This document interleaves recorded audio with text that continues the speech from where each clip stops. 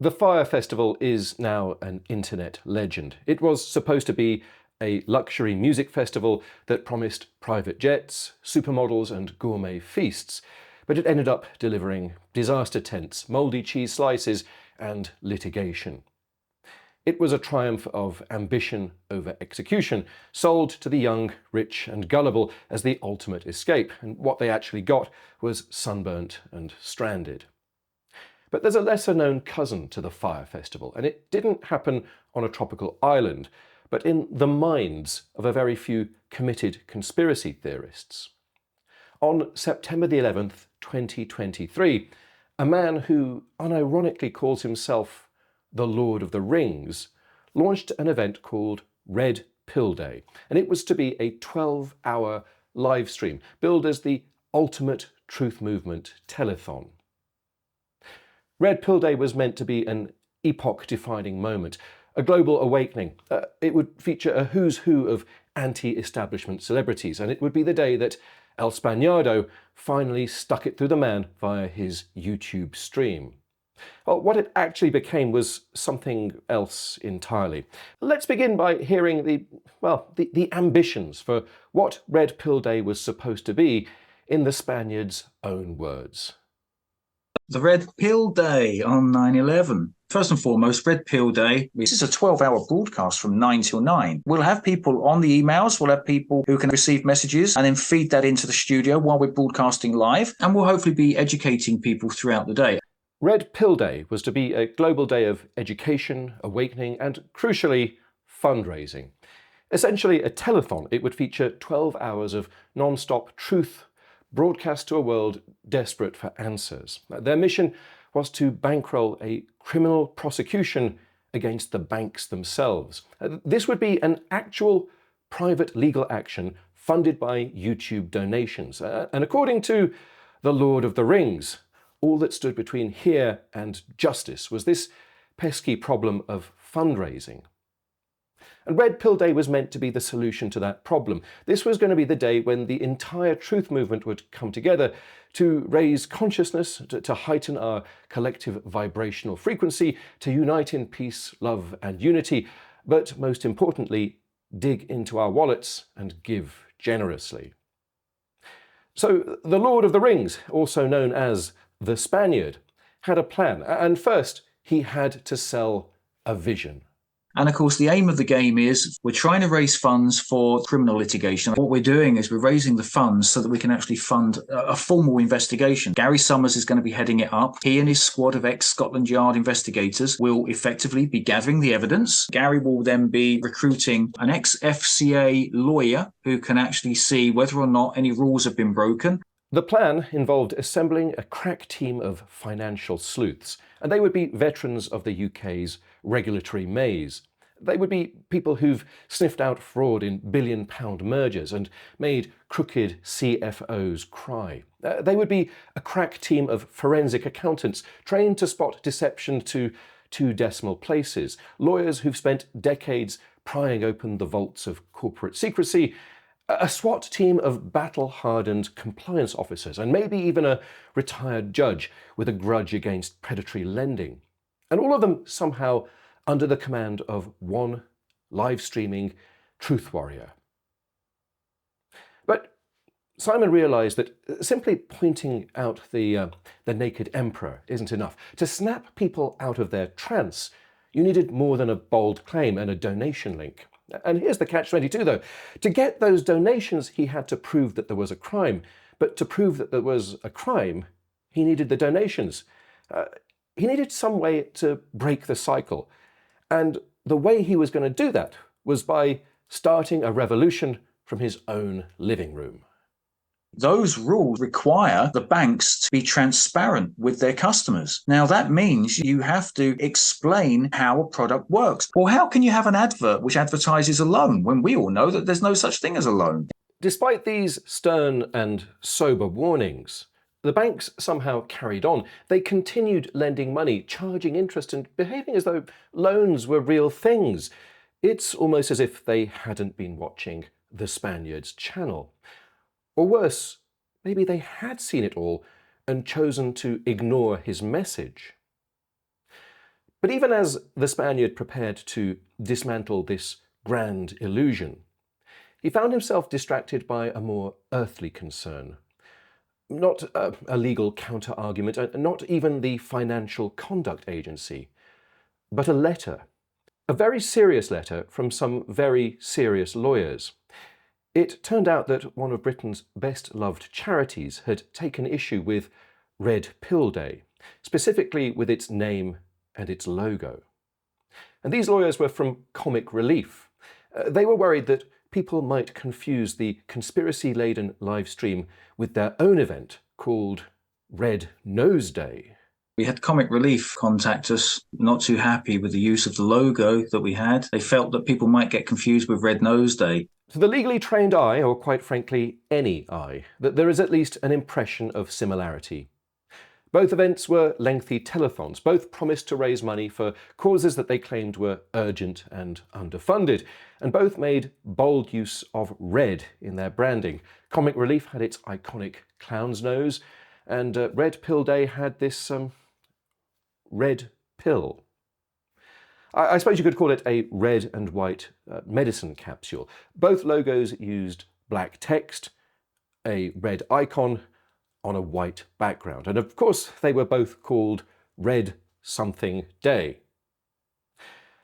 But fear not, despite his lack of any formal legal qualifications, the Spaniard had a compelling counter-argument. This would be a multi-pronged defense of his right to use that name. And it wouldn't be built on trademark law, but a vast taxonomy of similarly coloured calendrical events. What about Red Letter Day, Red Tomato Day, Red Dragon Day, Red Planet Day? Are you going to say that all of these things are going to be confusing? I took it upon myself to investigate some of these slam dunk precedents cited in defense of the Red Pill Day branding. Red Letter Day is actually a Red Letter Days. It isn't a public holiday or a civic campaign. It's a gift experience company offering things like hot air balloon rides for people who are too rich to want actual things. Red Dragon Day, meanwhile, doesn't seem to exist on any calendar anywhere in the English-speaking part of the world. The closest thing I could find is the Red Dragon Poker Series in Macau, and that's one of the region's highest stakes card tournaments. Red Planet Day does actually exist, and it certainly is celebrated in my house. It commemorates the Mariner 4 mission to Mars, which was the first mission to do a flyby of one of the inner planets. It's exactly the sort of thing that we at Mind of Steel think should be celebrated. Real scientists, real discoveries, and not a sovereign citizen in sight. Red Tomato Day, if it exists at all, is likely a reference to La Tomatina, which is Spain's national excuse to throw produce at strangers. It's beloved by tourists and resented by dry cleaners, and it's almost certainly unrelated to Comic Relief. From the Spaniards' perspective, the logic was simple. If there were enough red something days in circulation, either real or imagined, then no one could possibly claim his ownership of the trademark. His view was that these days of redness were common cultural property, like Tuesdays or the moon, and the universality of these cultural objects proved that, at least to him, that Comic Relief's lawyers were just being difficult. And if they were going to be difficult, then the Spaniard had an absolute stonker of an argument. And if they are, well then when we're talking about Comic Relief, what about Hand Relief? Will Hand Relief be confusing for Comic Relief? Let's be clear, there is absolutely no chance of anyone confusing Comic Relief with Hand Relief. We see no overlap between one of Britain's most cherished fundraising institutions and the noble act of lending somebody a helping hand. The idea that Red Nose Day, which is a wholesome, family-friendly celebration of comedy and giving, might be mistaken for an invitation to engage in the tug of love with Miss Rosie Palm and her 5 enthusiastic daughters. We stress that this connection is spurious and entirely without foundation, and that's why nobody has ever confused Live Aid with manual aid. Children in need should not be conflated with adults in want. And sport relief is unconcerned with that other kind of relief, the sort that tends to involve scented candles, locked bathroom doors, and consenting adult relationships. No, this is a wholly separate genre of human activity, and in the interests of good tastes, I shall not explore it any further. So let's change the subject entirely and see what other intellectual treasures the Red Pill Day playlist has to offer. Within minutes of browsing, I stumbled across this challenge. This is exactly the kind of rigorous mental workout that the Spaniard presumably had in mind for his audience. If you can find the law that obliges a man or a woman to pay tax, I will give you £100,000 cash, okay? £100,000 cash. That's what I'll give you if you can find the law. Everybody loves a challenge, and in particular, there's a subset of that everybody that includes just one man. His name is MC Toon. He's, of course, the YouTuber that causes flirfs to tremble, and his name alone is enough to send even the most composed conspiracy theorist into a foaming spiral of incoherence. MC Toon has made it his life's mission to catalogue and cross-reference, eviscerate the blibberings of the flat earth adjacent internet fringe.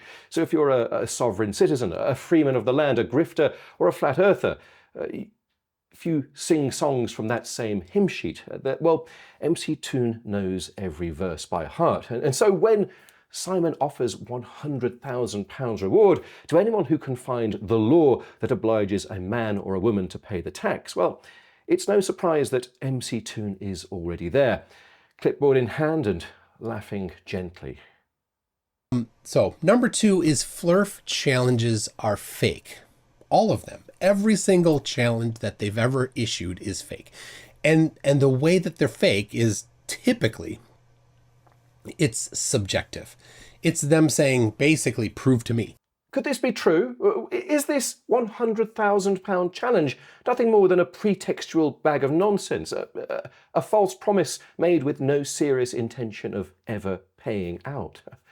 Surely not. But just suppose, purely hypothetically, suppose this challenge wasn't made in good faith. Well, what might a particularly slippery financial flurf do to avoid writing out a very large cheque? Well, I think he might move the goalposts. He might claim that the words person or individual don't count because in his private dictionary, those terms only apply to legal fictions, corporate entities, or possibly ghosts licensed by the Vatican. Now, in that law, when you go searching for it, it mustn't say person or individual, because that's not a man or a woman. Okay, if you believe it is, go find out the definitions of the word person or individual in the document that you are waving around claiming to be the law, okay, and then you show me where it says man or woman. If you've paid tax recently, then perhaps it's time to reconsider your life choices. Clearly, you've been bamboozled by the sorcery of definitions because you thought that individual referred to you. You laboured under this weird taxonomical error that you were a person. You must be feeling pretty foolish right now, and, well, as far as we can tell, nobody has yet succeeded in proving, at least to Spaniard's satisfaction, that British men and women are legally required to pay tax. So this may still be what lawyers call an open question. And if you happen to be one of those tax lawyers, or possibly a chartered accountant, and if you fancy earning a very imaginary £100,000, then why not take him up on this challenge? All you have to do is produce some legislation that convinces him personally that the individual and person are words that include men, women, and also those of us who exist in the inconvenient legal grey area. But if you do decide to challenge the Spaniard, please don't expect a reply quickly, because he is busy. He is very busy booking the kinds of guests who can challenge the fabric of reality for 12 solid hours of transcendent live streaming. On the day, we should actually have the following parties taking part. We've got Gareth and David Icke. We've got Godfrey Bloom. We've got Vogue's going to be doing a recorded interview. We've got allegedly Dave. We've got Louise Creffield from Save Our Rights UK. Oh, Mark Devlin also is coming on. Laura Nina. It's that last name that Spaniard mentioned that raises some questions, because I have a very strong suspicion that Laura Nina never actually intended to appear at this event. Now, I know this might come as a shock, but the world of conspiracy-themed live streams isn't always a model of professionalism and harmony. Tempers flare and egos clash, and sometimes even the people who agree on nearly everything, from vaccines to the shape of our Earth, they sometimes manage to fall out quite dramatically just before going live. Laura Nina, who has been described as a significant voice within the UK conspiracy movement, well, she appears to have experienced just such a falling out. And despite being listed as a keynote speaker, she withdrew from Red Pill Day under what we might diplomatically describe as strained circumstances. So, as you guys know, last year I had interaction with Simon Goldberg. He invited me onto his Red Pill Day. I have no need to have anything else to do with him. I'm not interested in any more lives. If Spaniard had truly lost the confidence of someone like Laura Nina, then how did he expect to attract anyone else? This wasn't just a minor falling out. It was a sign of something deeper. A crack in the facade, a slow crumbling of the edifice that suggested deeper structural concerns. But to understand how this fracture began, I want to ask you a riddle. Why is the organizer of Red Pill Day like a character from Alice in Wonderland? So Laura nonsense, Laura nonsense, as Cilla Black would say. I had to send Laura Nina a 56-page letter before claim, right? And in it, I challenged her to name the trust which does not have a legal title, and she could not answer the question. Is Spaniard playing a similar game to Lewis Carroll's Mad Hatter, who famously asks a riddle? Why is a raven like a writing desk? And like Alice, we might suggest that I think you might do something better with your time than wasting it in asking riddles that have no answers. And perhaps Laura Nina took the same approach, because she failed to give an answer in the Spaniard's bizarre sovereign citizen themed game show, because what Simon was asking really does seem like a trick question.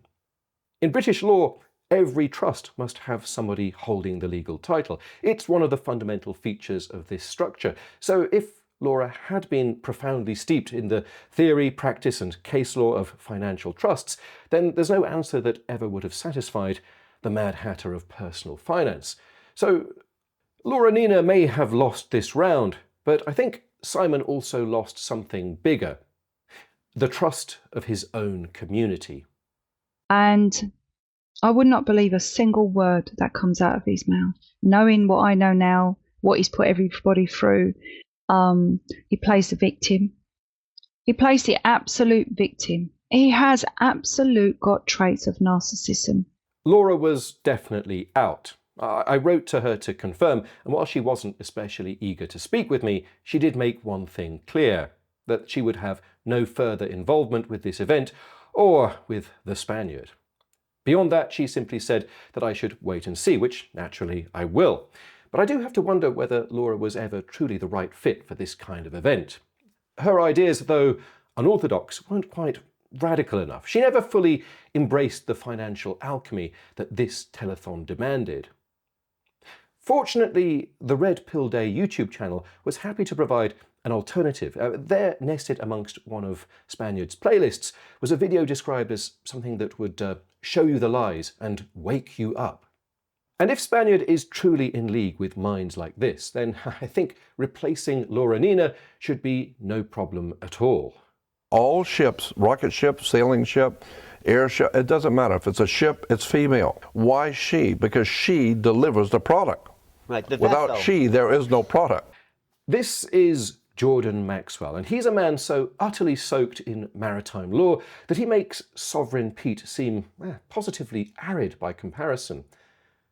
Maxwell isn't just in the weeds of legal esoterica, he is the weed. He is a strong and potent weed with the power to make you see visions of alternative realities. And this, surely, is what Red Pill Day was always meant to be about. Not the cautious inquiry or modest skepticism of Laura Nina, but the full throttle revolution, the kind that yanks you out of your consumerist coma and throws you headfirst into the salty brine bath of truth. So when the ship pulls into harbor, it stops, and where it parks is called its berth. It's berthing a ship. That's why when you were born, I had a birth certificate. your mother's water broke. You were inside a container of water. Her water broke and you came out, and therefore you have to have a birth certificate. This is raw, unadulterated red pilling. This is visceral, gushing, like a severed artery of truth, spraying, reawakening straight into our unsuspecting faces. It's not just a revelation, it's immersion, it's a truthgasm, it's a full-body baptism in the blood of sovereignty. We are drenched and smeared and irrevocably marked like those tomato-splattered celebrants of La Tamotina that we saw earlier. But this is a red mire made of solid jurisprudence and not ripe tomatoes. And so we must ask, why was someone like Laura Nina even considered when figures like Jordan Maxwell were standing by with buckets of concentrated metaphor, ready to bathe us in the amniotic fluids of true enlightenment? And someone's going to have to bail you out. Bail, yeah. Okay. Bail. That's so. Did you write a book about all these maritime? No, I've just been studying it for 48 years. With people like Jordan Maxwell on board, Red Pill Day is practically guaranteed to succeed. After all, who better to lead us through the semantic fog of Admiralty law than a man who has spent nearly half a century tracing the hidden meanings of the word birth? Spaniard has the team, he has built the platform, and now it is only a question of time. On September the 11th, also known as 9/11, many associated with the Truth Movement have agreed to take part in a 12-hour, non-stop live broadcast featuring music, comedy, special guests, transformative and educational information, updates and reports from around the globe to celebrate the Truth Movement and awaken the masses. All truthers are encouraged to get involved, be seen and be heard, but more importantly, in a spirit of unity, to take action. I imagine that Laura Nina might be feeling just a little bit foolish for walking away from Red Pill Day. Or perhaps what she's feeling right now is something deeper. Regret, remorse, or maybe even guilt. Because I have some unfortunate news. Red Pill Day, this once-in-a-generation, paradigm-shifting live stream, this cosmic handbrake intended to stop the runaway go-kart of our financial system, it's been cancelled. Gone, vanished, like fiat currency in a house fire. And while we may never know exactly what brought it down, I think it's fair to say that it wasn't the banks or the deep state, and it wasn't even Comic Relief's lawyers. It was people like Laura Nina, people who had the audacity to step away from greatness.